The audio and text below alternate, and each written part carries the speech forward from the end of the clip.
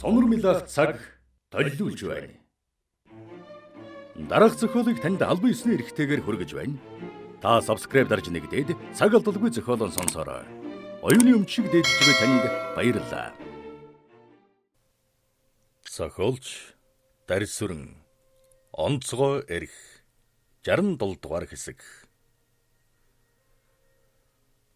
Тозия Симотогийн элдгэх хуудаснаас энэ бүхнийг мэдээд Сафронов хаатогийн ажигласнаар үлбүтэх хүн бол халах голын ажиллагааны явцад түүний гуйлд сух байна. Ер нь сувдагийн ямыг дамжуулсан хүний дүрд шавнараа сан орлуулан тоглуул шалгасан ч болох юм гэж бодож байв. Хуранда та тоговага жанжин сүм рүү явуулж ажиллаан эхлүүлэхийг бод. Ухуул хуудас хэвлүүлэх эхвэлдэх хүмүүсийг тусгай шугамар жанжин сүм рүү явуулна. Гэд хуранда гарсны дараа харвын руу залгаж хаатоотой утсаар ярьлаа. Хаатоо-сан, Сафронов ямар шуухан байна вэ? Та өөрийнхөө төсөөллийг баримттай болгож чадав уу? Тэр талаар олигтой юм алгаа.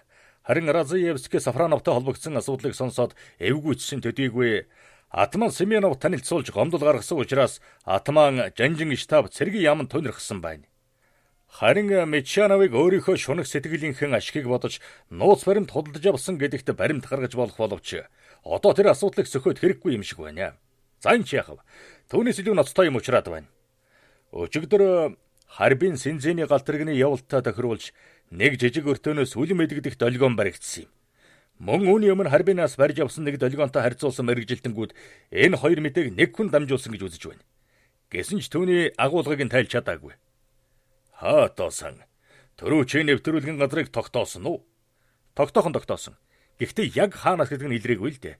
Илрүүлгийн даваан дээр нэвтрүүлэг дуусчихсан. Урдчилсан томьёор бол Харбины цэргийн хуарангийн хаваас дамжуулсан байж болох юм. Цэргийн хуарангаас гэдэг чинь энэ дүрл биш байз. Би ч гэсэн тэгж бодож байна. Тэгтээ тэр хуаран цэргийн холбооны хэрэгсэл байхгүй гэдгийг нэвтрүүлэг дамжуулсан хүн сайн мэддэг нэлэрхий байна. Хаатоосан. Хоёул оноод нэвтрүүлгийн чин талаар хамтран ажиллавал зүгээр юм биш үү? Нөгөө талаар Сафроновын талаарх асуудлыг танах зогсоогоод харин манай шилжүүлчих. Би түүнийг чин халах гол даваачаа туршаад үзье. Харин манай Ахмадыг Синзин рүү явуулчихаарай. Тозияасан Ахмад Аянаусу миний өрөөнд байна. Та ярих уу? За тэгье. Утсаа өгчих.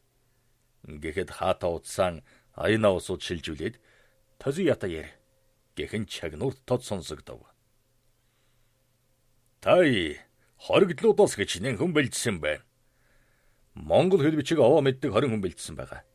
Тэд өсөг өрөх сургууль хийж байгаа. Харин халахаар цэвэрхий ярина гэдэг чинь санашгүй хэрэг байна шүү. Тэднийг хал хаялгуугаар ярь сургана гэвэл 3 жилч багдах бах. Тай чи өөрөн марга шин галтрыгаар наашаангар. Энд чиний хэрэг гараад байна. Гэхэд Аянаусу даргийнхаа тушаалыг хүлээн авлаа. Аянаусу генералын өрөөнөөс гараад Синзин рүү явах галтрагны пив авахаар шийдэж галтрагны буудлын руу явлаа.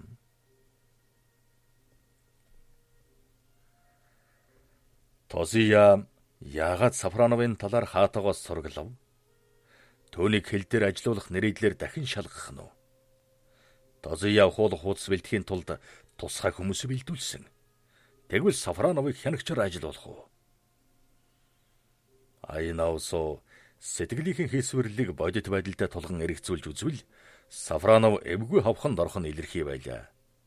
Тиймээс Аянаусу энэ бүхнийг Сафроновд урьдчилан дуулгах нь дээр гэж үзээд галтрагны пив аваад дөрвөстийн товчоон дээр очиж Сафроновтой уулзахыг эрхэмлэв. Аянаусу-сан чи миний өрөөнд орж бай. Намайг Разаевский дуудаад байна. Би очиход ирье. Гэж өрөөнөөс гарч ирсэн Сафронов туслахын өрөөнд уулзсан Аянаусууд хэлээд өрөөнөөс гарлаа. Аянаусу туслахтаа энэ тэрхнийг ярьж суугтаа хаато Сафроновын талаар Разаевскийтэй ярьж дээ. Ингэхээр Сафронов Кавантуны армийн штабын мэдэлд очино. Гэж бодож байтал Сафронов гаднаас орж ирлээ. Төвний царай төрүүчийнхээс бүрсгэр болжээ. Сафронов ажилч нь хэр зэрэг байна вэ? Яах вэ? Сансныг бодвол овоол явж байна. Танай Симото дарга нарын даалгавраар намайг гоочлоод байдаг бол та. Благовещенскэд байдаг миний 3 хүнийг туршсны адилаар 10 хоногийн өмнө Хабаровскэд байгаа хүмүүсийг туршиж. Тэгээд илүү дутуу юм олоо юу? Үгүй ээ. Эднэр ийм ухаан гаргаж явахад цаадуул нарай даваа арга сийлэх байлгүй. Сафронов минь. Би өнөөрөө Синзин рүү явна. Тэнд удаж магадгүй болол та. Танаа өвгөнч сонин хүн дээ. Юм бүхнийг нууцлах санаатай. Тэгсэн мөртлөн өөрөө түүнийг илчлээд явна. Тэр чинь хүнд ямар үүрэг өгөх гэж байгаагаа урьдчилан хэлдэггүй юм. Гэхдээ шууд цагийн тулгаад ингэдэг гэж зааварлана. Энэ чинь хүнийг эвгүй байдалд оруулдаг боловч Тозиягийн занг мэддэг хүн бол үүнээс сэжиг аваад бүх юмаа зохицуулчихна. Гэсэн ч танаа өвгөн энэ алдаагаа мэддэггүй. Өөр хүнийг хардах санаатай. Өөрөөр хэлбэл нууцаа өөрөө алдаж байна гэж бодлоггүй гэмгүй хүмүүсийг хардах тон шүглжээ. За тэгвэл чи Тозияг сайн мэддэг юм байна. Чамайг өөр ажил тавьж магадгүй. Гэхдээ түүгээр далимдуулж туршина гэдгийг мартаж болохгүй. Үүнийг чамд хэлэх гэсэн юм. Гэхэд Сафронов шинэ ажлын талаар сая Разаевский надад дуулгалаа. Гэлээ. Аяна улсуу Синзин дэрээдэд 7 хонлоо. Тозия тагнуулан хилцсэн 3 орчуулагч Тогова нарыг өөрийнхөө өрөөнд суулгажээ. Тогова Монголын хөлийн харуул нутгийн гүнд хаях ухуулах хуудсан эхийг зохион. Түүнийг орчуулагч нар орчуулж Аяна улсуу хянсны дараа Тозия уншаад хэвлэх зөвшөөрөл олгож гарын үсэг зурна. Тозия өөрийнхөө дэргэд ажиллаж байгаа хүмүүсийн харьцааг сайн мэдэх тул Тогова Аяна улсуу хоёрыг нүүр нүрээр нь уулзуулсангүй. Аяна улсууг тагнуулан хилцсэн даргын өрөөнд суулгажээ. Ингээд хэд хоносны дараа Тозия Аяна улсууг дуудаж Харбинаас жанжин сөмд хэвлэлийн мэрэгжилтэй хүмүүс очсон. Тэнд хэвлэж байгаа зүйлийг Сафронов хянаж байх болно. Чи ухуул хуудсыг тарах хүмүүстэй ажиллана. Гэхдээ Сафроновын хянсан зүйлийг давхар үзэж байх хэрэгтэй. Чиний шав нарыг тагнуулан хилцсэн мэдээлэл өгсөн. Тэдний гүйцэтгэх ажлыг газар дээр нь шийдэнэ. Гэд ажлын өдөртөмж өгвөө. Тозия ингэж ажил төрлөө Аяна улсуудаа тохирсны дараа тагнуулан хилцсэн даргаыг дуудлаа. Аяна улсуугийн шав нараас 20 хүн танаад өгнө. Тэднийг хан ширээ, халуун аршаан, эрээсээ баргын нутгаар ажилуулах болно. Тэд халах голыг эзэлсний дараа Манжуураас Монгол руу нүүлгэн шилжүүлэх хятадуудтай ажиллах болно. Нөгөө талаар Сафронов жанжин сөмдөр ажиллах тул хаатогийн газараас ирсэн материалын дагуу хянаж түүний ажиллагааг шалгах хэрэгтэй. Гэхдээ Сафроновыг барих, хийж байгаа ажилд нь саадуулах ямар нэгэн хандлага гаргаж болохгүй. Ердөө түүний бүх үйл ажиллагааг мэдээгүй юм шиг байх нь чухал. Миний зөвшөөрлгүйгээр Сафроновтай танаа ажилтангууд уулзж болохгүй гэж чандлан тушаалаа. Тозия чингэж ажил төрлөн хуваарлаад гэртэн эрэхтэн ойдвтой ярих яриагаан бодно. Тэрээр Харбинаас өчигдөр иржээ. Чингэ Тозия ойдвтой хамт оройн хоолыг зооглов. Ойдвам Харбины манай армийн ажиллагаанд ямар чухал хандж байна да гэж асуухад ойдв. Овоо сайн амтаа байна. Харин Оросын дөрвөстийн товчоо өнөө фашист толгойн жаахан таарахгүй юм уу да? Тэд Квантоны аримд эрхлээд сурчсан болохоор тэдэнтэй барьцаж атаархсан хүмүүс цагаан гахаа гэдэг юм. Ялангуяа Сонгор өртөөнд тусгай сургууль хийж байгаа цагаантнуудыг нутгийнхаа их зүгтэг. Тэд чин согтхороо тэднийхний ойр хавийг сүйтгэж төв эдэг юм бах уу? Тэд удахгүй Харбинаас Монгол руу явна. Тэгэхдээ амьд буцаж ирэхгүй золионы хүмүүс. Тэглэр дүрсгүй идчихэл юваг. Одоо ч улааны галгалмтыг сэгсрэг цаг ойртоод байна шүү. Гэтлэр Европын орнуудыг дайны тогоонд хийгээд чанаж эхэлмэгц. Английн ерөнхий сайд Невил Чемберлен Мюнхний гэрээнд гарын үсэг зурж Германчууд Чехословакийг авчихсны дараа Рузвельт Гитлерийг долгонохдон маргаантай асуудлаа наримдлын замаар шийдэх санал тавиад байна. Энэ чинь хятадуудын элбэн тохиолох аргыг Америк маягаар боловсруулсан шинэ хувилбар шүү дээ. Харин Гитлер бол манай армийг царайчилж Улаан Оросын эсрэг хамтран хөдлөх болзол тавиад байгаа. Тэгтэн өрнөдийн орнуудын эсрэг бидний төрхөрөх санаатай. Бид өрнөдийн орнуудын эсрэг хөдлөхгүй. Ганцхан Улаан Оросын эсрэг бол хамтарч болох юм. Тиймээс манай арим Монголын асуудлыг шийдэж өргөн фронт нээх боломжтой болоод байна. Тэгэхээр богдын албан ёсны төлөөлөгчийн хуваар та юуктэй ярилцаж алдны асуудлыг шийдэх ёстой. одоо бүх юм хаянтулчаад байна шүү дээ гэж ятгалаа. Би энэ талаар Юкитэй ярьж үзсэн. Тэр чинь миний сайн муугийг сонсолгүй өнгөрсөн. Харин саяхан нэг удаа яртал халах голоос Улаанбаатар хүртэл нэлээд зайвий. Гэтэл Наран улсын арим Тамсагаас цааш гарах уу гэдэг асуудал шийдэгдээгүй байна. Богд хааны гэрээсэл бол Монголын хаан төрийг сэргээхэд чиглэсэн шүү. Түүнээс алгын чиний газарт алтаан зариулаагүй юм гэж байна лээ. Юмны эзэн сумны занг Юки болохоор би яах вэ? Гэхдээ дахиж ярина. Харин халах голын ажиллагаатай холбож ярил зүгээр байх гэд Тозия хундган сакай дүргээд яриагаан үргэлжлэв. Хайлаараас Монгол руу чиглэсэн төмөр замыг Токиогийн томоохон бөөснүүд сонирхоод байна. Тэд Монголын шорооны ширхэг бүрийг алтуулгаж чадах хүмүүс юм. Харин айрын бөөснүүдийн хүсэлтийг харгалзаад Юкиг дэмжих нь зүйтэй гэж үзсэн юм. Учир нь буйр нуур халах голыг үндэсний баячуул эзэмшиж тэнд төмөр зам тавиулах юм бол манай армийн нэр хүндэд сайнаар нөлөөлж Монгол хаанд тэрэг сэргэн тогтоох явдалд манай арим их үүрэгтэй гэдэгт монголчууд итгэнэ. Тэгэхээр хайлаар хан ширээгийн төмөр замыг байгуулах ажилд Юки оролцох нь ашигтай гэлээ. Ойдов Тозиятай чингэж ярилцахдаа түүний ярианы өнгөнөөс буйр нуур халах гол руу чиглэсэн армийн тээврийн зориулалттай төмөр замыг тавих явдалд Юкиг оролцуулах нэг шаардлага бол армийн ажиллагааг нууцлах гэсэн хэрэг гэдгийг ойлгов. Чингэд өөрийнхөө сонлыг Рожусайд илтгэлээ.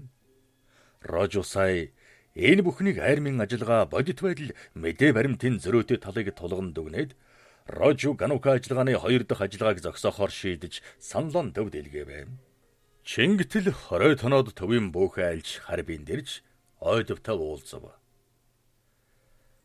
Төвөөс хайлаар буйр нуур болон Монголын хил рүү чиглэсэн төмөр замын ажиллагааг унгах асуудлыг чухалчлах хэрэгтэй гэсэн.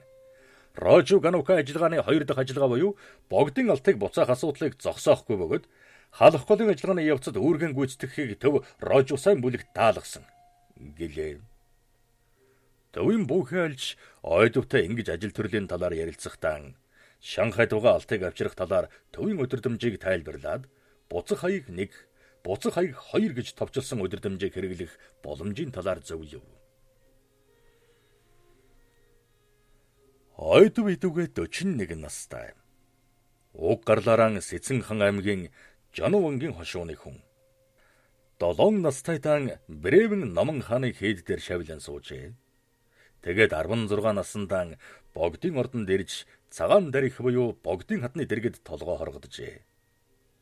Ойдвын их Жанувантай нууц сүлбэтэй байсан болохоор Брэвэн хийдийн майдраар танилцсан Дондог дулмыг Жанувангийн аягчин болгожээ. Түүнээс хойш хэдэн жил болоод Жануван амар баясгаланд хэд дээр заларч их хөргөл хуруулахдаа Дондог дулмыг бараа болгон авч явжээ. Ингээд Дондог дулам Жанувангийн эвэлээр богдод таалагджээ. Чингээд нэгэн шөнө ойдвын ээж Дондог дулмыг богдтой танилцуулан түнэлхаа сүмд оруулан өгч богдын сэтгэлд таалуулснаар Дондог дулам гэгэнтний нууц амраг болжээ.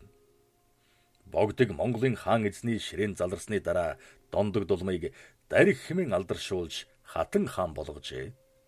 Чингээд Дондог дулам ойдвын эхийг Жанувангийн хошуунаас авчруулж дэрэгдэм бараа болгосон болоо.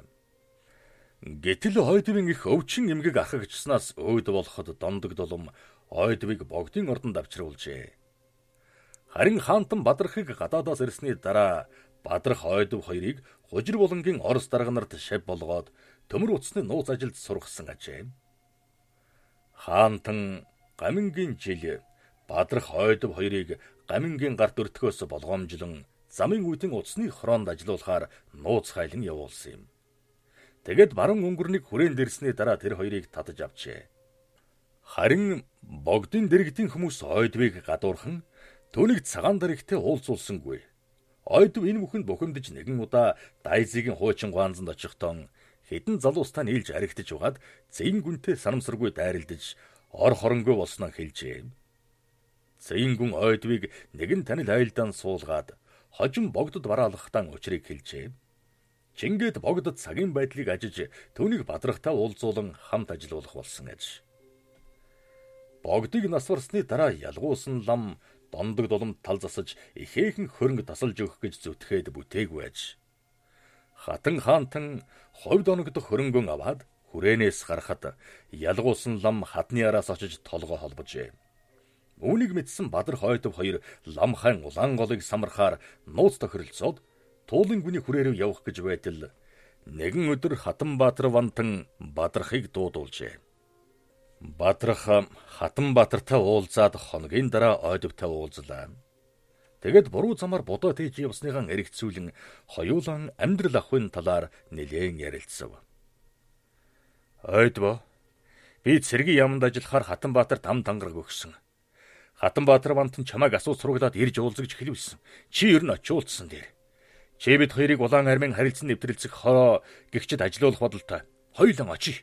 Ер нь чи бид хоёр богдын төлөө зүтгэж өдий хүрлээ. Одоо Монгол ард түмнийхэн төлөө зүтгэх үүрэг үлдээд байна. Гэхэд Ойдов түүний үгийг дагаж Хатанбаатар сайдад бараалхажээ. Тозия Ойдовтой уулзаж Юкийн санааг оржилон мэдээд нэг өрөө Юкитэй уулзаж энэ тэрийг ярьж байтал "Ава, Жанжин штаб халах голын ажиллагааны төлөвлөгөөг батлаа юу? Үедээс надад тийм үг зохиолгож байна лээ" гэлээ. Тэр тухай шийдчихсэн байна. Комацу бараагийн 23 дугаар дивиз гол үүрэг гүйцэтгэх ёстой болж байх шиг байна. Дой харагийн армиас мото буудлын бригад шилжиж ирэх сурагтай. Чи дараагийн 7 хоног гэхэд голыг нь бүрэн мэдэх байхаа. Бэж хайлаас руу явж магадгүй. Харин чи өөрийнхөө ажлыг юу болгож байна вэ? Би шийдсэн. Харбин руу Ойдвыг явуулж хөрөнгө нийлүүлэх талаар ярилцсан. Харин миний бодлоор бол хан ширээс Жанжинсэм тэндээс халахын гол Баян цагаан руу тавих замын талаар судалгаа хийлгэе гэж бодож байна. Гэхэд Тозия хөлд оржгүй хүүхэд шиг баярлжээ. Тэгвэл чи зургийн хаан захиалгыг эртхэн өг. Ер нь Уэдэ сантаа уулзж ярилцсан дээр би чамайг уулзуулж өгье. Гэхэд Юки тэгвэл хоёулаа маргааш Уэдэ сантаа уулзах уу гэлээ. Тэгье. Маргааш чи нэг завндан штаб дээр яваад оч. Би чамайг хүлээж бай. Тозия Юкиг Квантуны армийн удирдагчтай уулзуулахын өмнө Уэдатай уулзаж ярих зүйлийн тохирчхоод хүлээж байтал Юки иржээ. Юкиг Уэдагийн өрөөнд орж ирэхэд тэрээр сайхан дөлгөөн замтай угтаж хан ширээгийн төмөр замын талаар сайхан санаачлаг гаргасан танд баярлаж талархсан илэрхийлье. 1935 онд хан ширээгийн төмөр замыг ашиглалтанд оруулсны дараа энэ тухай ярилцаж уул нөхлөх хонглын талаар санал хуваагдаад асуудлыг шийдэж чадаагүй юм. Энэ талаар холбогдох зураг төсөл архивт байгаа. Түүнийг авч үзэж болно. Тэгтэн газар дээр нь очиж мэрэгжилтэнгүүтэй ярилцах нь ашигтай шүү гэлээ. Эрхэм дээдсэ, миний саналыг дэмжсэн явдалд би ч гэсэн баяртай байна. Одоо би номон дуусгах гэж шамдаж байгаа болохоор тэр бүр хан ширээ халуун аршаан амгалан Жанжинсүм ганжуур хайлаараар яваад байж чадахгүй. Харин би өөрийн төлөөний хүн Ойдвыг газар дээр очиж танилцуулах талаар бодъё. Энэ тухайд танаас зөвшөөрөл авах ёстой биз дээ? Гэхэд Уэда Тозия руу сэм ажиглан хартал тэрээр нүдэн ирмэж дохио өгсөн тул Уэда бололгүй яахав. Би өөрийнхөө гарын үсгтээ тусаа өрнөлөх олгоно гэж амлав. Оросын фашист холбооны дарга Разаевский Сафроновыг дуудажээ. Разаевский Сафроновыг Квантуны аримд ажилуулах тухай өөрт нь хэлсэн боловч асуудлыг хойшлуулсаар байжээ. Гэтэл өнөөдөр дээрээс шийд авчээ. Сафронов Разаевскийн өрөөнд орон ордлон "Симото намайг шалах гэж улаарайд байна да" гэж бодлоо. Сафроновыг орж ирэхэд Разаевский бүрсгэр царайгаар угтсан тул олигтой юм дуулахгүй гэдг нь илт байлаа. Разаевский хоёр хөлөн алцайн зогсож нуруугаан ардаан үрснийг аживаас гэрэнгийн зам төрхийг санагдуулна. Тэрээр Оросын дөрвөстийн фашист холбоог толгойлж байгаа болохоор зан ашааран Гитлерийг хэдийн дуурайх дуртай. Иван Стефанович минь, аяна улсуу Монголын хил дээр сая ирсэн гин. Тэгээ тантай уулзах юм байх. Уэда таныг өөрийнхөө штаб тавж ажилуулах талаар маш дээгүүр ярьсан байна. Гэхэд Сафронов би учрыг ойлгож байна гэж хэлэх гэснэн болоод хоолой тэрийн гараад ирсэн үгэн арай ядан тогтоов. Таныг очиулахгүй л эд чинь санхүүгийн талаар биднийг боож хаах гээд байна. Таны ажил амьдрал ахуйн нөхцөлийг дээд зэрэгээр хангана гэж Вэйд өөрөө амлаж байна. Ингэхээр та тэднийд очисон дээр харин танаас нэг зүйлийг өөргийнхээ дагуу асуумаар байна. Та тэр Надежда Михайловнатай янаг амрах шиг байдаг гин та суух гэж байгаа юм уу? Би таны нэр алдран бодоод тийм улааны сүгнүүдийн сүдэртэй хойртуулахгүй гэж бодож байна. Гэтэл хаата өнийг чинь дөвилгээд байна. Гэхэд би түүний намтар төхийг сая л мэдлээ шүү дээ. Гэж Сафронов учирлан тайлбарлав. Сафронов Разаевскийтэй уулзсны дараа өөртөө төдийгүй Надежда Михайловнагийн амнаас нь занал хийлсэн эгзэг гарсныг ойлгов.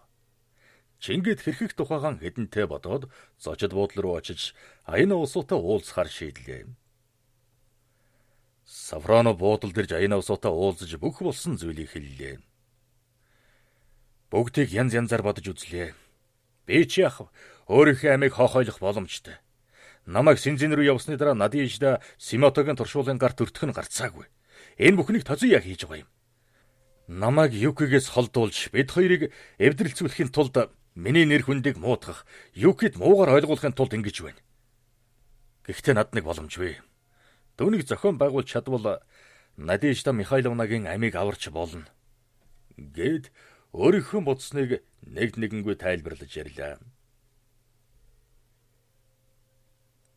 Благовичинск руу явуулсан миний гурван туршуул амьдралын утга учирыг ойлгосон тул тэнд очингууд өөрсдийгөө илчилсэн байсан. Тиймээс зөвлөлтийн зохих байгууллага Харибинтэй тэдний холбоог таслахгүй тулд зарим мэдээгээр хангадаг байлаа. Тиймээс Симотогийн туршуулууд тэднийг хуучнаараа хэвэн ажиллаж байна гэдгийг батлах зарим баримтыг зөвлөлтийн байгууллагын даалгавраар өгчий болсон байсан. Ингэснээр намайг Симотогийн хавханд орох аюулаас аварсан юм. Сафронова, чиний тухай зөвлөлтийн байгууллагууд мэдж байгаа юу? Тийм бол одоо зөвлөлтийн талтай холбоо барих хэрэгтэй шүү. Намайг зөвлөлтийн талаас зөв ойлгосон байна билээ. Гэхдээ хүн өөрийн нэг тодорхой зорилготой байх ёстой шүү дээ. Түүндээ хүрэхийн тулд заавал өөрийн биеэр гүйцэтгэх үүрэгтэй байх хэрэгтэй. Би тэр үүргийг гүйцэтгээгүй байна. Харин Надежда Михайловна бол тэр үүргийг гүйцэтгсэн учраас зөвлөлтөд очих нүүртэй. Түүний байгуулсан авьяаг тодорхойлох шудраг хүнч бий. Надежда Михайловныг аврах нэг боломжийн хувьд гэвэл Дөрөвсдийн товчооноос явуулсан нэг туршуул Хабаровскд баригдаад байгаа. Түүнийг ашиглаж чадвал Надежда Михайловнагийн асуудлыг шийдэж чадна. Аяна усуу Тозуягийн өгсөн даалгаврын дагуу Сафроновыг Синзин рүү явуулаад өөрөн Харбинд үлдлээ. Тэгээд Тозуяд өөрийнхөө боловсруулсан төлөвлөгөөг танилцуулав. Эрхэмдээдсэ Сафроновын нэг шив болох Симхи хожтой туршуул зөвлөлтийн талд урвсан байсныг мэдэх хүн хэлийн контрабандын хэрэгээр сая шийтгэгдсэн байна. Тэр Сафроновын сайн шивүүдийн нэг өөрийнхөө сайн дураар урвсан төдийгүй тэгж урахыг Сафронов зааж өгсөн гэж байсныг сонсож ирлээ. Наад чи надад хэрэгтэй юм байна. Чи үүнийг баримтаар нотолж чадах уу? Тэгвэл сайн хэрэг шүү. Үгүй, баримтаар тогтоох нь жаах яривхтай юм шиг байна. Төвшөх хэрэггүй. Тэр урвсан туршуул Сафроновоос ямар даалгавар заавар авч Улаан Оросын талд Оросныг тогтоох хэрэгтэй. Үүнийг 15 хоногийн дотор багтаж тогтоохыг бод. Би чиний ажиллагаатай холбогдсон өдөр дамжийг хаатаад өгч онцгой ирэхээр хангахыг даалгана. Гэлээ.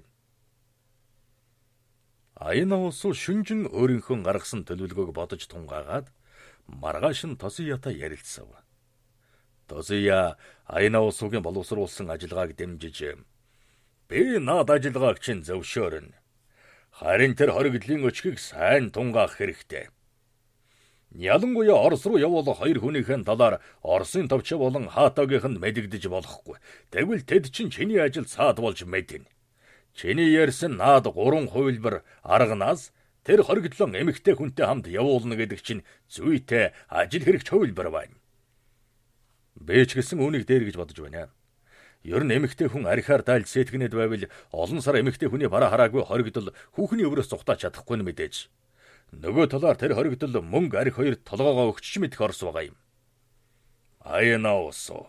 Чи цагдаагийнхантай уулзаж орон нутгийн өнөмлөх бичгээр тэднийг хангаарай. Би одоо цагдаагийн газар руу ярьж онцгой удирдамж өгье. Гэд багшавын яриа завсарлав. Аяна усуу тэр дараа Мураяматай утсаар яриад хулгайн хэрэгээр хэл давж шийтгэгдсэн өнөө Оросыг би авнаа. Гэхэд урт хошуутыг үү? Симхийг үү? Гэж лавлав. Симхийг гэхэд Мураяма тэр дорон Симхийг дуудуулахаар амллаа. Ахмад, Симхи улс төрийн хоригдлуудын дунд тун сайн ажилдаг юм. Төвний тусламжтайгаар бид хоригдлуудын дундаас улаан үзэлтэй хүмүүсийг олж эрдэм шинжилгээний газрын 4-р хэлтс рүү явуулдаг юм шүү дээ. Тэднийг тэнд туршдаг шүү дээ. Би дахиад Симхи шиг хүн бэлднэ гэдэг чинь тун их хөдөлмөр зарцуулна гэсэн үг. Ер нь өөр хүн авахгүй юу? Гэж гуйлаа. Та нар аль зэрэг сайн хүн бэлдсэнийг шалгаж үзэж байж болно. Сорилтын дараа та дахиад яраарай. Гэхэд Мураяма арга буюу зөвшөөрлөө. 67 дугаар хэсэг төгсөв.